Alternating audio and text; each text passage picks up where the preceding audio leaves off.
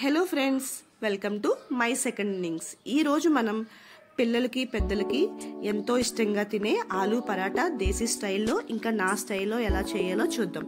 దీనికోసం ఉడకబెట్టుకున్న బంగాళదుంపల్ని ఇలా తొక్క తీసి పక్కన పెట్టుకోవాలి. 2 ఉల్లిపాయలు 2 పచ్చిమిరపకాయలు తీసుకుని చిన్న చిన్న ముక్కలుగా కట్ చేసుకుని పక్కన ఉంచుకోండి. ఇప్పుడు స్టవ్ ఆన్ చేసుకుని కడాయి పెట్టుకుని కొంచెం ఆయిల్ వేసుకుని అందులోనే 1 స్పూన్ జీలకర్ర వేసుకోండి. ఇది కొంచెం ఫ్రై అయ్యాక చిన్న చిన్న ముక్కలుగా కట్ చేసుకున్న మిర్చి ఇంకా ఉల్లిపాయల్ని బాగా ఫ్రై చేసుకోవాలి. మరొక వైపు మనం బంగాళదుంప ముక్కల్ని స్మాష్ చేసుకుని పక్కన పెట్టుకోవాలి. ఉల్లిపాయలు ఫ్రై అయిన తర్వాత మనం ఈ బంగాళదుంప పేస్ట్ని వేసి బాగా ఫ్రై చేసుకోవాలి. ఇది మార్నింగ్ పిల్లల కోసం నేను లంచ్ బాక్సుల కోసం ప్రిపేర్ చేశానండి. అప్పటికి ఇంకా సన్ రైజ్ అవ్వలేదు, అందుకే కొంచెం లైటింగ్ కూడా తక్కువ ఉంది. Please understand. ఇప్పుడు మనం ఇందులో సాల్ట్, పసుపు ఇంకా గరం మసాలా యాడ్ చేసుకోవాలి. మన స్పైస్ మనకి ఇష్టం వచ్చినట్టు చూసుకుని ఎంత కావాలంటే అంత స్పైస్ కోసం మనం గరం మసాలా వేసుకుని ఒక 3 minutes దీన్ని ఫ్రై చేసుకోండి, సరిపోతుంది. మసాలా బాగా కలిసేటట్టుగా దీన్ని ఫ్రై చేసుకోండి.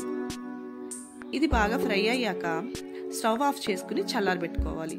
ఫ్యాన్ కింద పెడితే చాలా త్వరగా చల్లారిపోతుందండి. ఇప్పుడు మనం గోధుమ పిండి ముద్దని ఇలా పరోటాల కోసం ఉండలుగా తీసుకుని ఇలా 2 బొటన వేలుతో గుంటలా చేసుకుంటూ మధ్య మధ్యలో పిండి యాడ్ చేసుకోవాలి. ఇలా మనం చిన్న గిన్నెలా తయారు చేసుకుని అందులో ఆలూ స్టఫ్ వేసుకోవాల్సి ఉంటుందండి. నేను చూపిస్తున్నట్టు చేయండి మీరు కూడా. దీనివల్ల ఆలూ స్టఫ్ బయటికి రాకుండా ఉంటుంది. ఎడ్జెస్ అన్ని కలుపుతూ రౌండ్గా ఒక బాల్లా చేసుకోవాలి.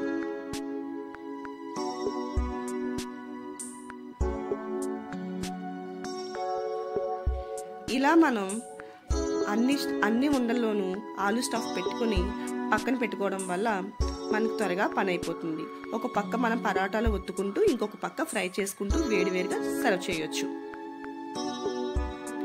మార్నింగ్ పిల్లలకి బాక్స్ పెట్టేశాక నేను ఇది మా వారి కోసం నా కోసం బ్రేక్ఫాస్ట్ చేస్తున్నప్పుడు ఇది రికార్డ్ చేశాను.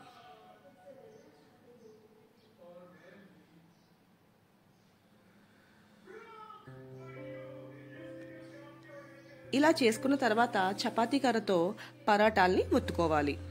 మధ్య మధ్యలో పిండి వేసుకుంటూ అంటుకోకుండా ఒత్తుకోవాలి. ఇక్కడ మీరు చూసినట్టయితే ఆలూ స్టఫ్ ఏ మాత్రం బయటికి రాలేదు. దీనికి కారణం ఒక చిన్న ట్రిక్ ఉందండి. ఆ ట్రిక్ ఏంటంటే మనం బంగాళదుంపల్ని ప్రెషర్ కుక్కర్లో ఉడికించినప్పుడు ప్రెషర్ పోయాక అలా నీళ్ళలో వదిలేయకూడదు. ప్రెషర్ పోయిన వెంటనే బంగాళదుంప ముక్కల్ని ఆ వేడివేడి నీళ్ళలోంచి తీసేసి సెపరేట్ ప్లేట్లోకి తీసుకోవాలి, నీళ్లు లేకుండా.